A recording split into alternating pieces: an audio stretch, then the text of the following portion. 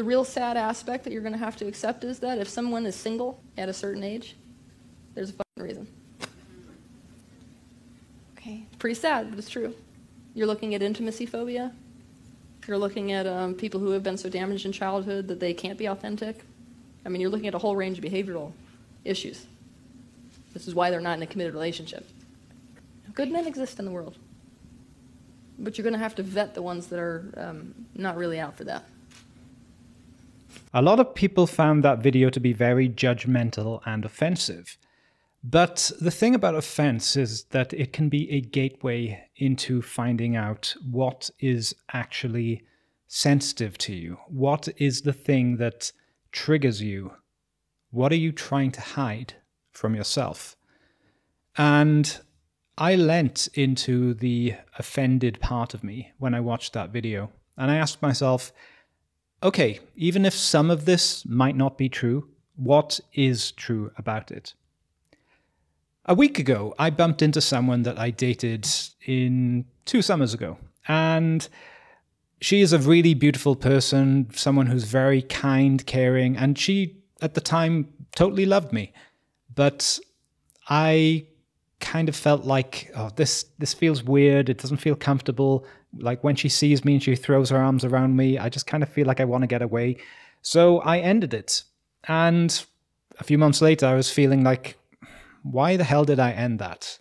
You know, I had someone who genuinely cared for me, and I didn't try to make it work. Whereas before, when I was with someone who didn't treat me so well, who wasn't that enthusiastic about me, I was so totally convinced that she would be the woman I would marry and have children. And that didn't go anywhere. So I've run both the avoidant and anxious sides of attachment. I've been the one who desperately wants to make things work, and I've been the one who just wants to get away, who just needs his own space, you know, who doesn't want to take things so fast. I've done both sides. And what I've learned is that both sides are coming from a place of fear. And you don't always allow yourself to feel the emotions you feel. Like, for much of my life, I wasn't allowed to feel angry because I'd be punished for it as a child. So my brain would just tell me I don't feel angry. And eventually I got back in touch with that emotion and was able to feel it again. But I also wasn't allowing myself to feel fear. Maybe out of ego, maybe it's because I'm a big, strong man and I shouldn't feel fear over relationships of all things. But I had a really bad experience. And although cognitively, consciously, I don't even think about it anymore, that fear of repeating history drove a lot of my actions. It drove a lot of my feelings. In my current relationship, at the very beginning, well, I spent 9 months feeling a lot of the time like I wanted to run away. I questioned whether I was really attracted to her because in the beginning, I was very attracted to her. Every time I saw her, I was just like, wow, who's that cutie? I want to get to know her. But when I actually had her, when she was getting closer to me, I didn't know how to handle it. I felt that same discomfort of, oh, get away. Why? Because my mind was trying to protect myself from getting hurt again. And so even though someone might say they want to be in a relationship and they might consciously feel like they want to be in a relationship, there often are very significant issues which prevent people from actually being in the relationships that they say they want.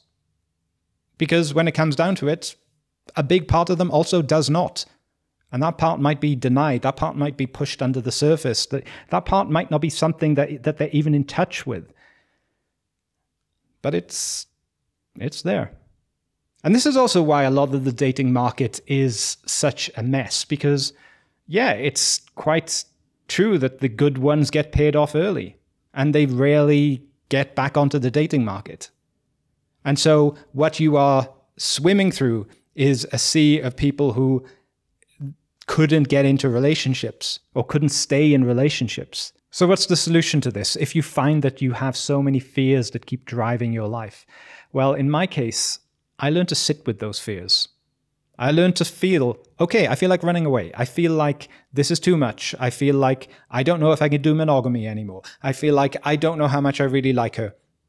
And I just chose to continue to do loving, caring things, no matter how I felt about it. And eventually my brain realized that I wasn't going to do anything with these fears. I wasn't going to do anything with this anxiety. So it stopped giving it to me. At the same time, I looked at what am I actually afraid of? What is the worst case that can happen here? And I realized that it wouldn't actually be the end of the world, no matter what happened. And that cleared the space for me to feel what I feel now.